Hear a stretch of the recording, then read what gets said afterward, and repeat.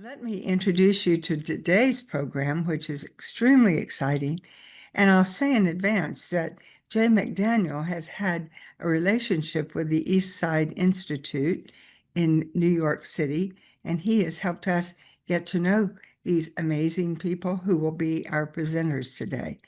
The East Side Institute is an NGO that focuses on social therapeutics, grounded in practices of play and performance. The Institute is dedicated to the practical, political, and spiritual power of philosophizing in everyday life. That is a tall order, and the people with us this morning are experts in it. Mary Fridley is a longtime community builder.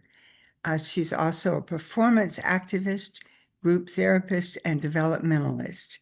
Mary is on the faculty of the East Side Institute, where she co-created the program called The Joy of Dementia. You got to be kidding. She also has is the co-founder and coordinator of an organization called Reimagining Dementia, a creative coalition for justice. This particular organization is an international effort to transform what she calls the tragedy narrative of dementia. Mary has written many articles and chapters about this work, and we are going to learn a lot from her today. And the other presenter is Carrie Lobman. I think it may be Lobman. Carrie, how do you pronounce your last name? No, you got it completely right, unusually so. So thank you. Oh, great. Great. She's a sociocultural scholar and a movement leader in the field of play. She's also professor of education at Rutgers University's Graduate School of Education, and she's leader of education and research at the East Side Institute. She's particularly focused on designing innovative approaches to human development and social change. Her research and writing explore the role of play and improvisation in development across the lifespan and across cultures. Carrie hosts the Institute's webinars in play and development and social justice, and she co-leads its international class. So both of these women have been deeply involved in the formation and activity of the East Side Institute, and they're going to help us get to know it today by sharing with us their work, which I can't wait to hear. Thank you so much, and take it away. Thank you, Mary. Actually, I would love for us to be in gallery view just for this beginning part, actually for much of it, but can we go to gallery view? That'll have to be on your end. If you want to see, if you want to change gallery view, yeah. Well, I want to recommend everybody change to gallery view. So everybody, if you know how to do that, you go up to the right-hand corner and you click on the little thing that says view and you choose gallery view, and then you can see all of us. Great. And I also wanted to ask, I know some people probably can't, but if you can come on camera for just a moment, Mary and I would love to lead us in one of the signature warm-up activities that we do often at the Institute. This particular activity, we began in the spring of 2020 when we all moved into this strange Zoom world. We had been Zooming for a long time, but it was a supplement, obviously, to a lot of in real life. And suddenly we were all on leading these little boxes, and we were working with people all over the world, many of whom were isolated in their homes. And as people who are committed to building groups and relationality, and who are immersed in the world of improvisation, we worked to come up with some activities fairly quickly that could help us not connect us, because we are connected, but help us experience that we are. So I'm going to put on some music in a moment. And what I want to invite you to do is look at each other, look at the group. We have more than one. I believe we have some people on our second page, so feel free to bounce back and forth. One little recommendation I give is that if I look at Chris Hughes, I think I'm looking at him, but he doesn't experience me looking at him because I'm not looking at my camera. If I look at the camera, he experiences me looking more at him. So just go back and forth between that so you can look and be looked at, and be experienced. So I'm going to put some music on. We'll do this for a couple of minutes.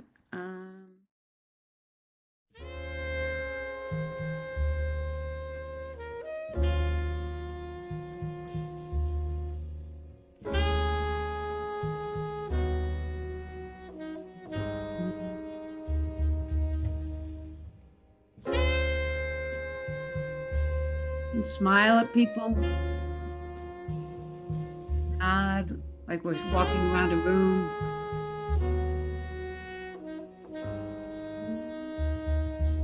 If you feel inclined, you can face, but no pressure.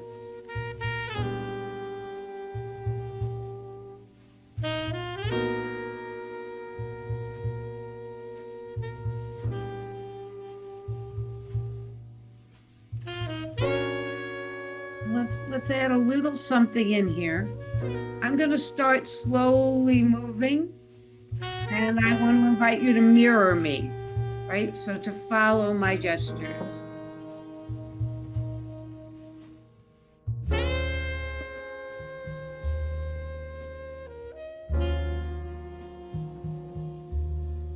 Obviously, if you have physical reasons you can't, that's absolutely fine.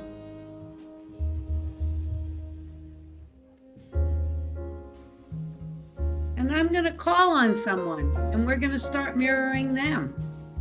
Let's all mirror Mary Elizabeth. It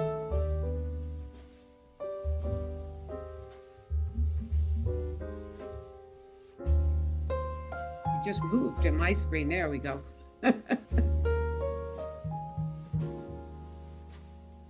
And how about Alan Cabas?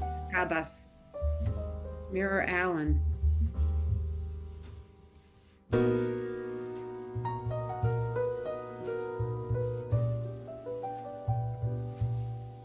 And how about Leo?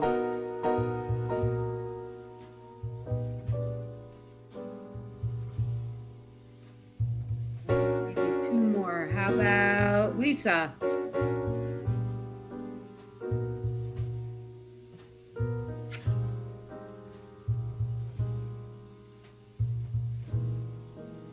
And finally, George.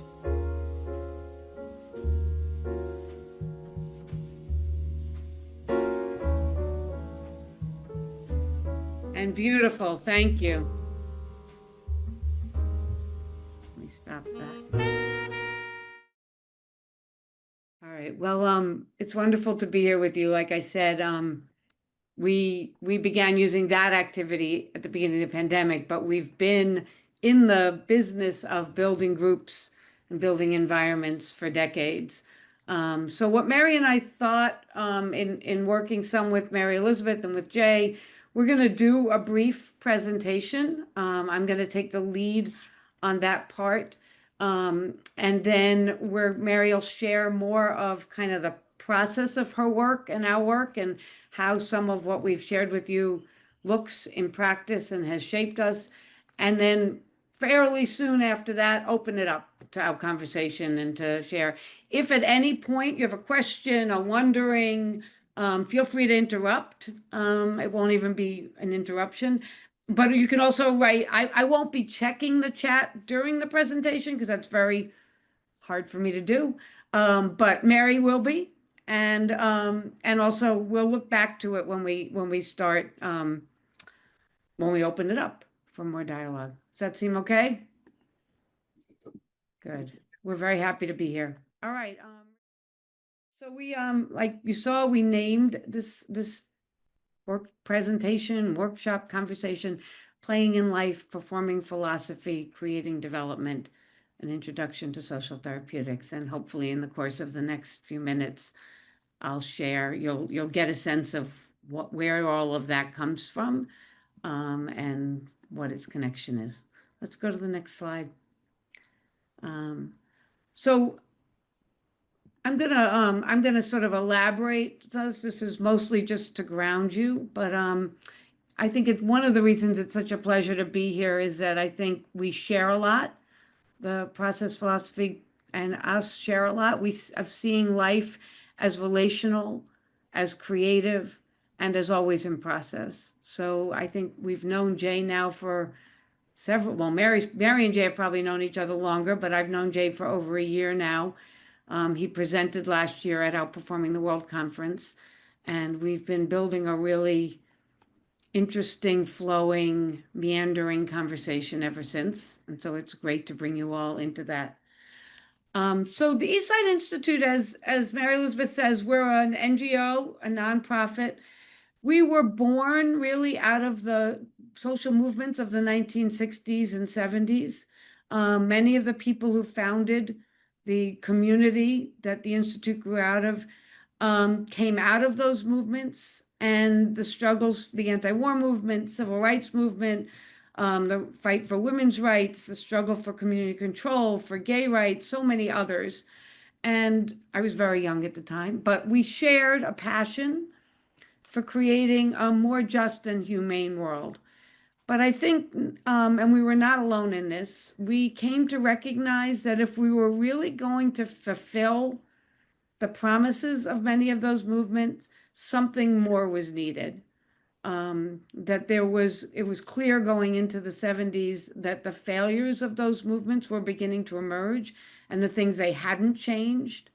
And the people who founded this community really wanted to find ways to keep going forward, to keep creating, and to challenge some of the assumptions that perhaps led to the movements not being able to succeed, right?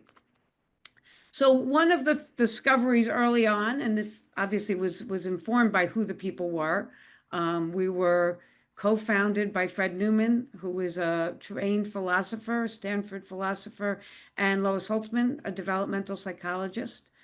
And one of the things that came out of that period was that we needed to take human development seriously, not as an individual psychological process, not as a what stage are you in your development, and not as in a hierarchical understanding that some societies, some people are more developed than others, but the collective cultural activity of creating environments where humanity could grow, where human beings could grow and transform.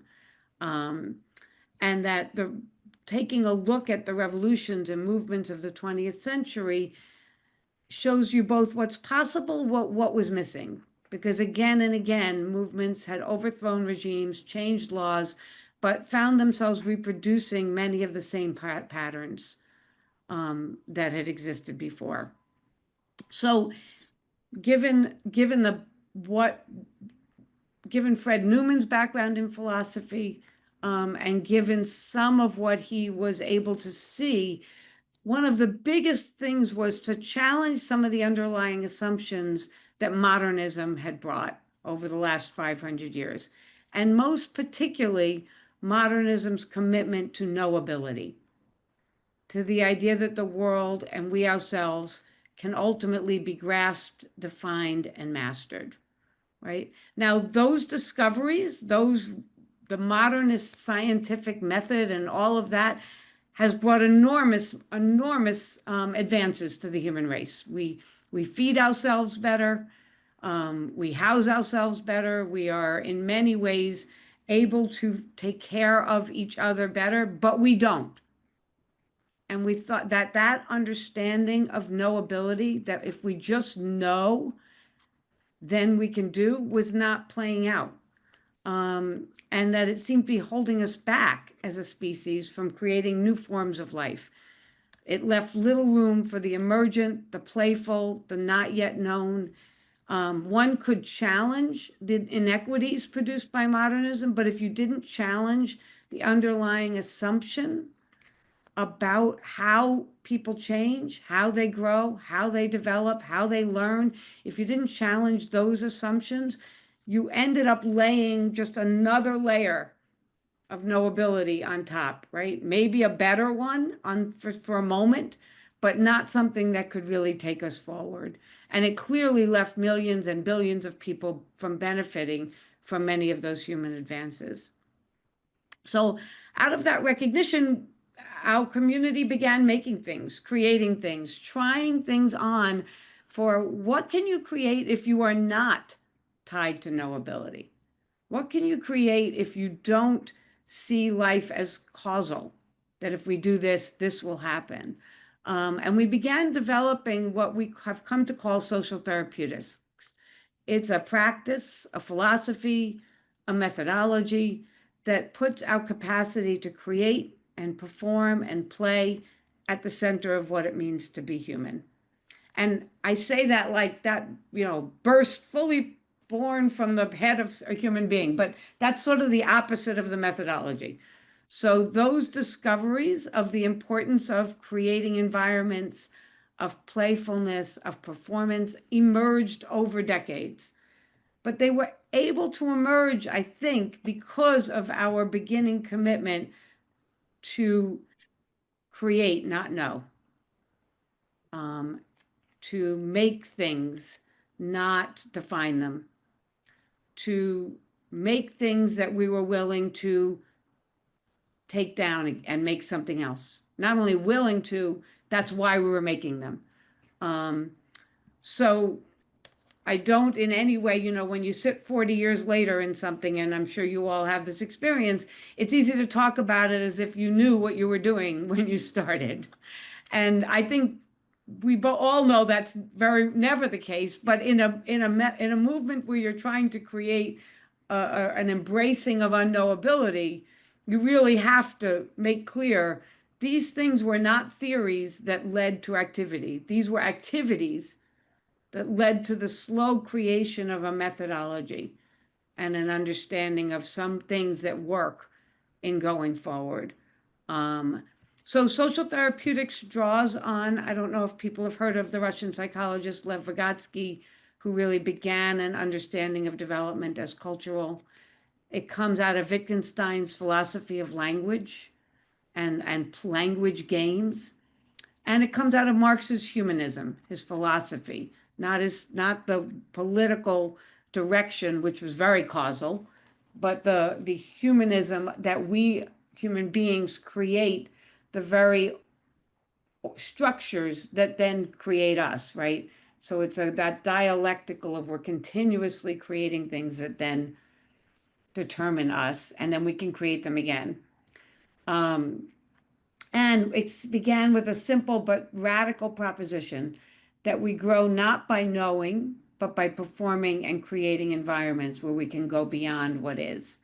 And development, in this view, is something we do together.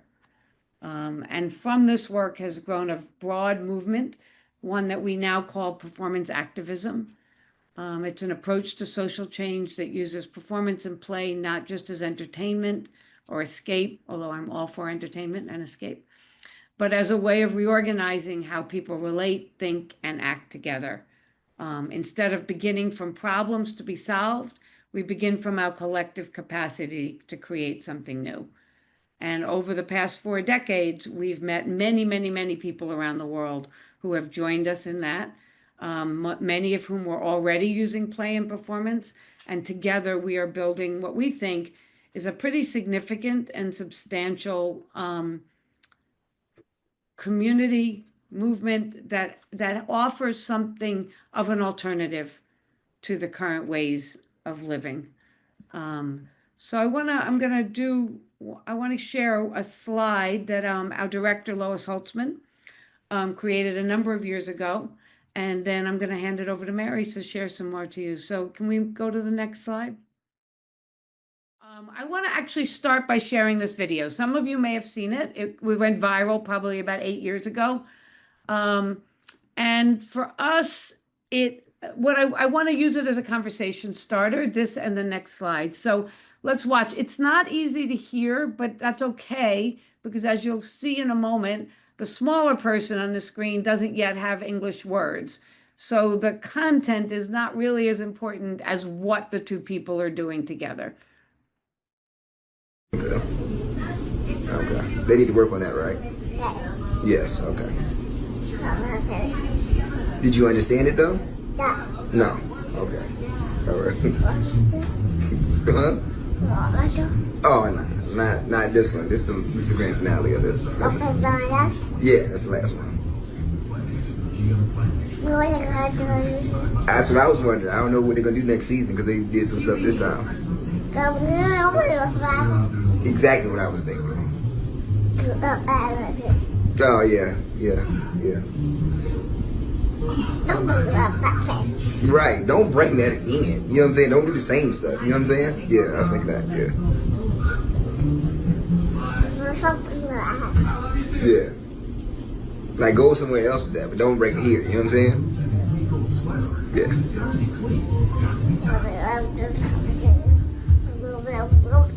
That's what I said. And then it was like, you know what I'm saying? And I was like, what in the world? But don't do that here. You know what I'm saying? Yeah.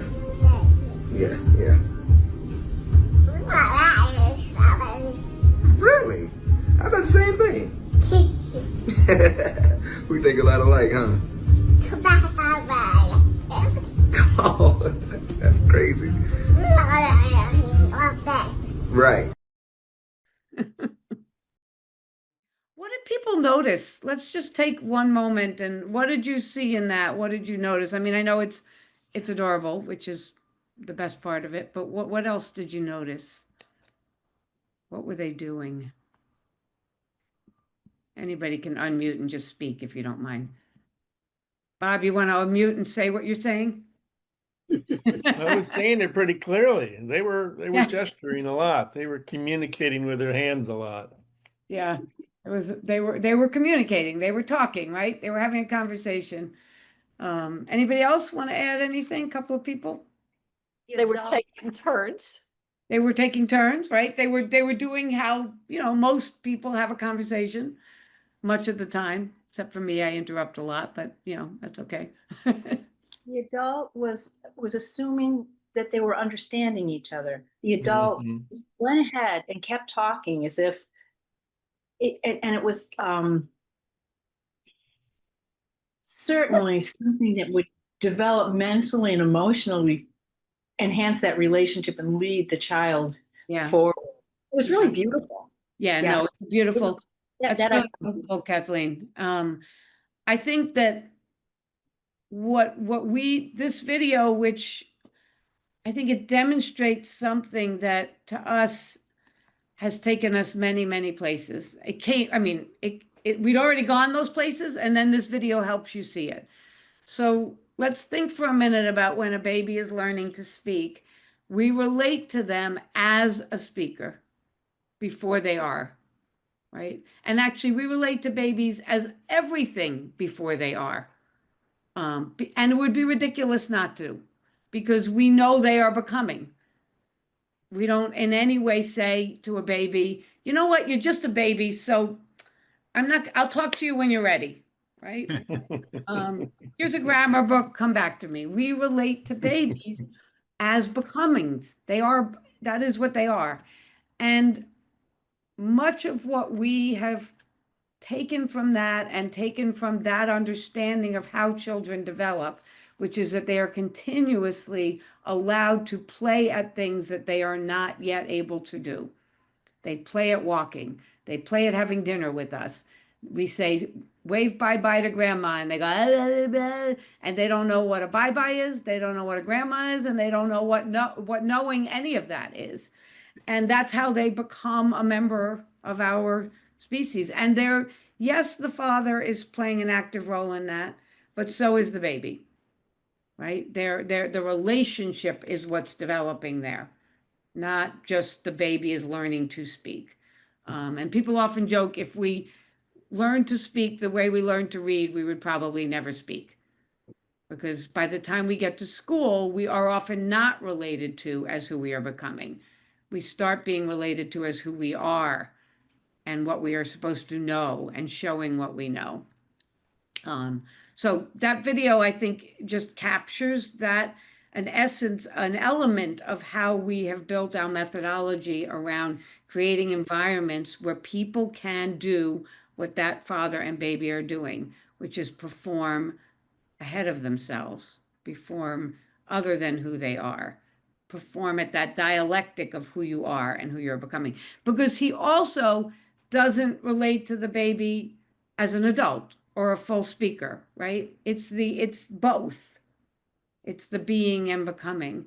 So I'm gonna end with a slide that I think captures some of what we think is important about this challenge to who and what people are, because essentially much of our work has been to say we need a new conception of who people are, one that embraces all of who we are and isn't fitting us into boxes of identities and limitations, if you will. So we are, and Richard, when you're ready, we are shaped by our environments, right? And it's interesting, I'm old enough now to know that that hasn't always been something everybody's accepted, but it's fairly accepted now that we are different depending on the environments we're in, right? When I talk about this with my college students, you don't behave the same with your friends as you do with your grandmother, right?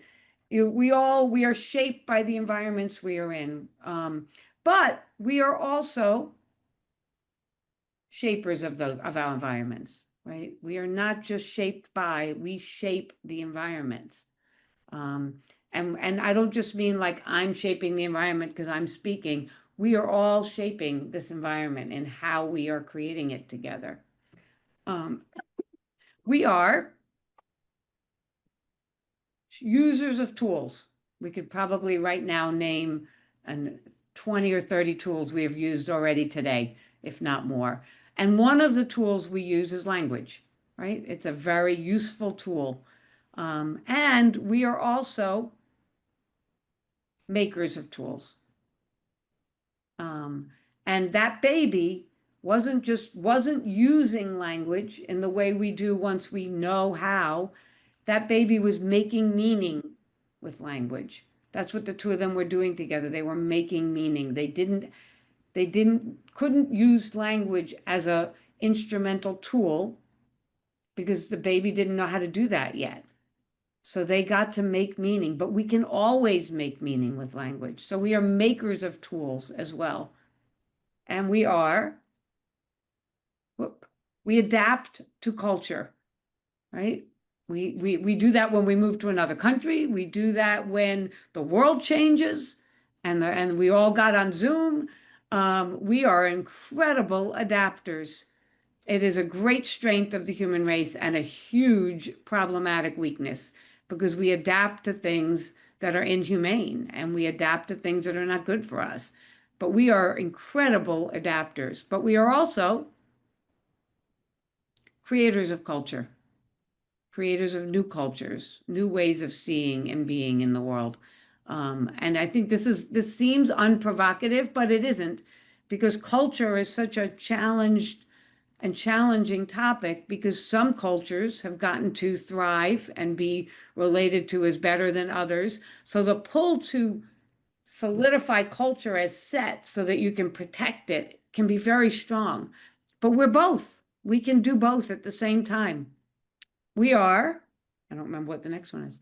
We're members of identity and geographical communities, right? I am a woman. I am Jewish. I am a New Yorker. I am a teacher, right? We could all name many of our identities, and that's important. We want to value and respect that who people are. But we are also builders of new kinds of communities that don't just cross those lines, but in crossing them, create an entirely new culture and community, right? It's not just that you say, well, we've got this community and this community, and we're going to bridge it. We can build entirely new communities without losing the identities and geographical communities that we have, but building with them. We behave. This is my favorite one, because I don't mean we behave well. We often do not. But we behave, meaning we are just like a mouse in a maze. We respond to stimuli. We react to what's going on. We do what is expected in response to something. But we also perform, which for us has come to mean that ability to be, to what actors do on the stage, what little children do when they play pretend. We create with who we are to perform something other than who we are, and we don't lose anything. They're together. So that's why we don't go to the theater and shout out, "You're not really Macbeth, stop being ridiculous," right? We embrace that human beings are able to be both who we are and who we're not, and that's what performing is. And we think that we are doing that all the time, but it's really helpful to recognize that we can, because for the most part, we behave. Let's go to the next one. So one way to think of that is we are who we are, and we are other than who we are.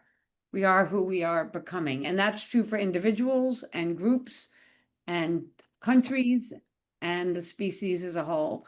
And I think one thing to just, before I turn it over to Mary, I think it's really important. It's tempting to think, well, we should just switch from being on the left side of the chart, I think it's left for you guys too, to the right side of the chart.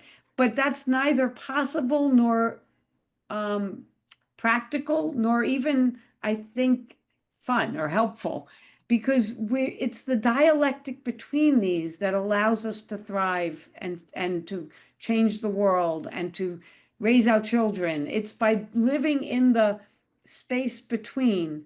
If you don't adapt, you can't survive.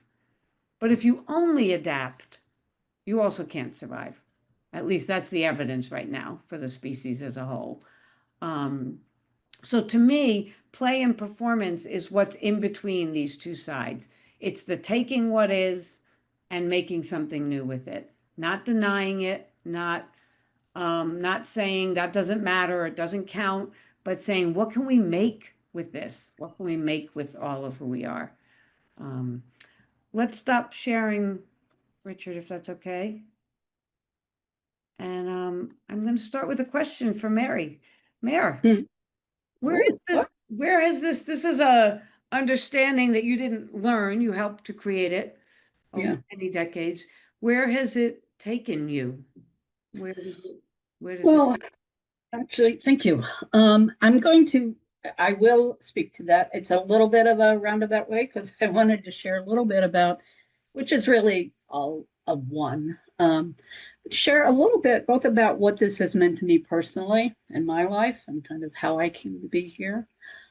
Because for us, obviously, one's personal transformation is inseparable from, if you will, transforming the world, changing the world. And it's one of those dichotomies that I think we urge that we not make. It's not terribly helpful. And I just want to also say, I want to thank Mary Elizabeth and Jay. I mean, I'm getting to know Mary Elizabeth, which is delightful. As Carrie said, I've known Jay for a little bit longer, and I'm very, very proud to call you a friend. And thank you for getting us here, making this introduction. I mean, I'm kind of a yenta of, I love bringing people together. So this is my idea of a great time. And as Mary Elizabeth said, I won't go back over my resume, but just so you know, I practiced as a social therapist as a clinician for about 12 years. I have led cajillions of workshops, conversations, written articles, book chapters. And as was mentioned, together with the late Dr. Susan Masad, created both the Joy of Dementia, You Gotta Be Kidding, for the Institute, and then during COVID helped found and currently coordinate Reimagining Dementia Creative Coalition for Justice, which has about 1,100 plus members around the world, and is just a joy. All of that is a joy to be part of. And this is by way of kind of saying a little bit more that being part of this broader development, well, certainly being part of this development community that has been my social, emotional, spiritual, cultural home for, I realized close to 50 years now. I love sharing it. I love being a part of it. And somewhat to my surprise, being part of the broader dementia community around the world has also been one of the most developmental and inspiring experiences of my life. And again, I wasn't planning to be here, but it has just taught me so much, including it's taught me a lot about our approach, which I found it's a real gift, which I'll say a little bit more. But I want to share a quote, which I think from a man named Tom Kitwood. I'm guessing many of you don't know him. Some of you might. He's kind of, to me, he's the Sigmund Freud of dementia, in that he was a British psychologist. I believe he died young, so I think it was in the 60s or 70s, that he was instrumental in bringing people living with dementia out of the institution and into personhood. He really did he was really, really very important in terms of even beginning what is now a much more, I think, humane way of seeing people living with dementia and other cognitive issues. So this is from a book that he wrote, and it says, whatever happens to dementia can no longer remain a minor parochial matter confined within the boundaries of geriatrics. There will, of necessity, be profound repercussions in society at large. Above all else, the reconsideration of dementia invites us to a fresh understanding of what it is to be a person.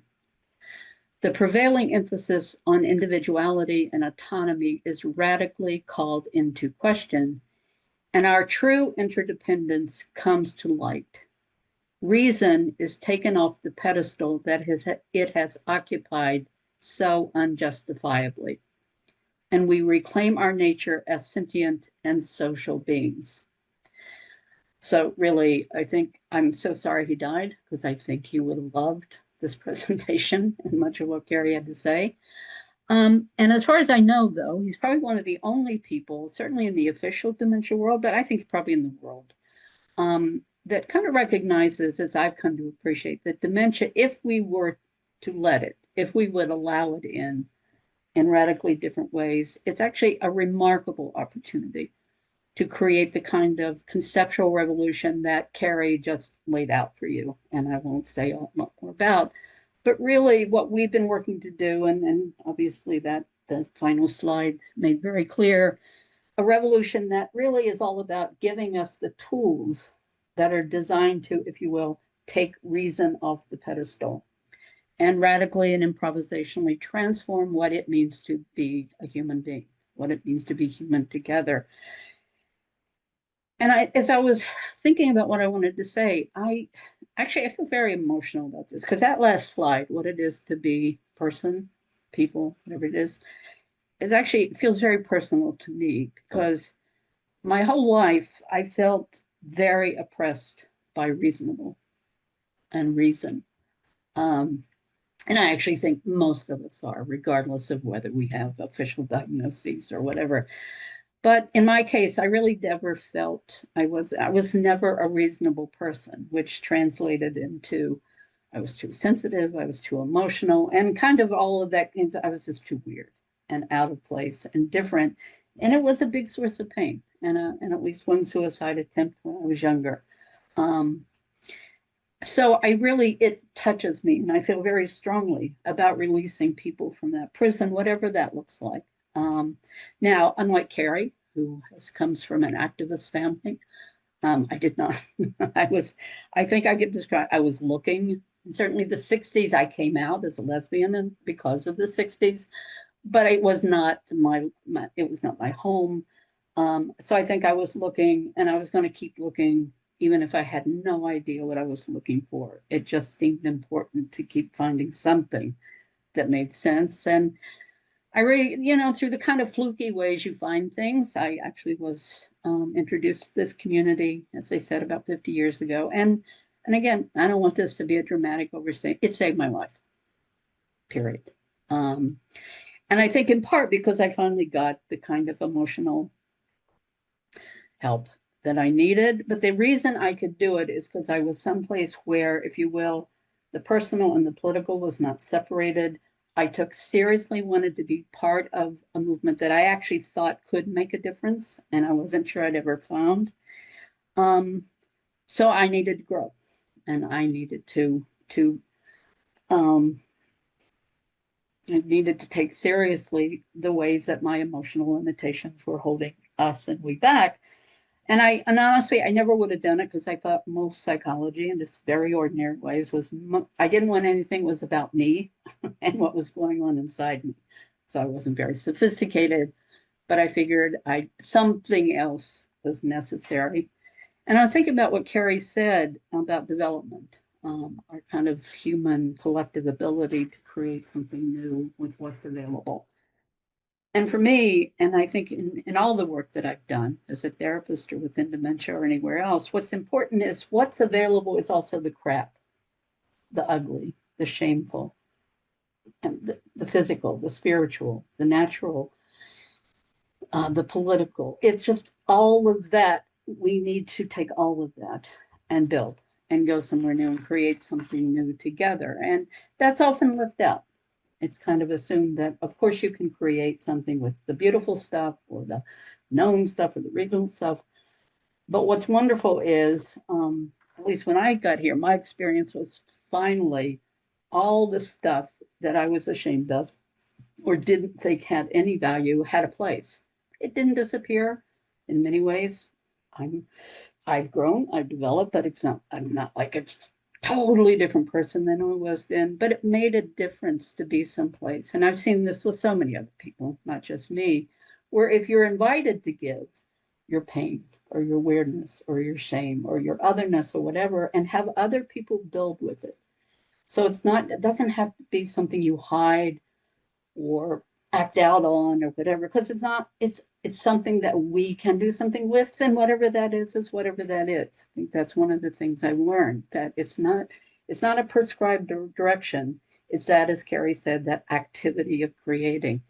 And it's just been wondrous to be with people, whoever they are, ordinary people, as we learn to play together, to perform, to be part of ensembles. And honestly, I fell in love with improvisational play, which is at the heart of our work, and certainly the work in dementia that I do.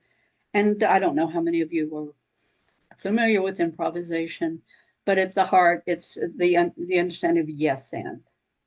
The yes is you're radically accepting whatever it is people offer. And then you say, and is a commitment to building with it, taking it somewhere new. So it's all about the ensemble. It's all about making each other look good. And my experience, and I think for a lot of people, it's like a freaking cloud lifting. Because all of a sudden you don't have to make sense. That whatever happens is something that, you do what you can with it. It doesn't make it wonderful, but it makes it part of kind of a social experience, and kind of levels the playing field. Because you're not there as the expert. You're not there as the patient. You're not there in whatever endless identities we all carry. You're there as a member of an ensemble. You're there. It's not about your individual brilliance. It's not to do things in the right way. It's taking responsibility. And, and I've come to appreciate it even more deeply with ensembles that include people living with dementia, although I think this extends further.